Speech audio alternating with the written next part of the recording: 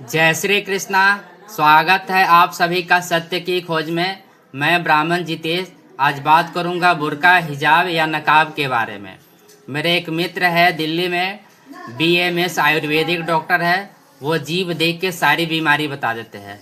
वो बिना चेहरा देखे आपकी समस्याओं को अच्छे से नहीं जान पाते हैं। बात करने से वो पूरी तरह आपकी बीमारी नहीं पकड़ पाते हैं। आपका चेहरा देख के आपकी मनस्थिति और शारीरिक स्थिति को सही से समझ पाते हैं। मुख्यमंत्री नीतीश कुमार एक डॉक्टर को नियुक्ति पत्र देते हुए बोले कि बेटा अपना चेहरा दिखाओ, तो उस पर पूरे देश में बवाल है। क्या वो डॉक्टर बन गई है? वो चेंबर में बैठती नकाब में, बुर्का में या हिजाब में, और उसके पास जो पेशेंट आते वो भी नकाब में ही होती। तो क्या वो सही से उस पेशेंट को देख पाते, सही से उसके समस्या को समझ पाएगी? कोई भी अच्छा डॉक्टर बिना देखे, बिना उसको सही से नहीं जान पाएगी, उसकी समस्याओं के बारे में नहीं से जान पाएगी और उसका अच्छे से इलाज नहीं कर सकती है। जो डॉक्टर खुद नकाब में होगी, खुद हिजाब में होगी, वो दूसरे को कैसे बोल पाती कि तुम अपना नकाब हटाओ। दूसरी समस्या बुर्का के लेके ये है कि मैं अपने पत्नी और बच्चे के साथ घर आ रहा था, तो हम जैसे बस में गए, बस में सीट कम था, फिर भी एक आदमी बैठा हुआ था, उसके बगल में सीट खाली था। मैंने अपने पत्नी को वहाँ बैठा दिया और अपने पत्नी के पीछे जाके खड़ा हो गया। वहाँ बगल में एक बुर्के में महिला बैठी थी। उसने सीट पर से अपना बैग हटाई और बोली कि ये खाली है, आप यहाँ बैठ जाइए। मुझे महिलाओं के साथ बैठना अच्छा नहीं लगता, इसलिए मैंने अपने पत्नी को बुला के वहाँ बैठा दिया और मैं आगे जाके बैठ गया। मैं बस में लोगों से कुछ बातें कर रहा था।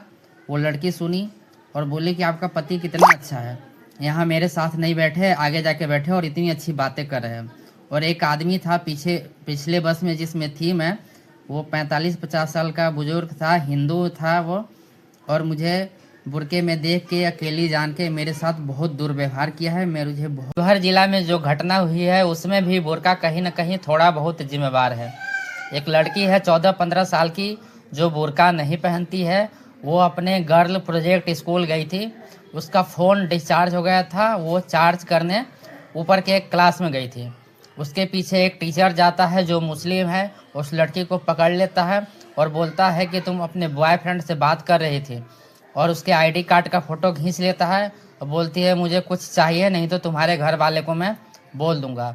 लड़की बोलती है कि नहीं सर मत बोलिएगा, आप 1000 रुपये मुझसे ले लीजिए और मेरे घर वाले को मत बोलिएगा। शिक्षक बोलता है कि नहीं, मुझे पैसा नहीं चाहिए, तुमसे एक किस चाहिए। जबकि वो लड़की बार बार बोल रही थी कि सर मैं किसी से बात नहीं कर रही थी, मैं सिर्फ फ़ोन चार्ज करने आई थी। और लोगों का कहना ये है कि वो लड़की बुर्का नहीं पहनी थी, इसलिए वो गैर मुस्लिम थी और इसलिए उसके साथ ऐसा हुआ। और हो सकता है कि वहाँ मुस्लिम लड़की भी होती तो वो आदमी ऐसा ही व्यवहार करता। और दूसरी बात यह है कि बस में जो लड़की बोली कि मेरे साथ ऐसा हुआ, उसके साथ इसलिए हुआ क्योंकि वो अकेली थी। अगर वो मुस्लिम भी होती या हिंदू भी होती तो उसके साथ भी यही व्यवहार होता। लोगों की मानसिकता ठीक नहीं है और कुछ लोग हैं जो महाबेवकूफ़ है, छोटी छोटी घटनाओं को बड़ा बना रहे हैं और दुर्व्यवहार को दुष्कर्म बता रहे हैं।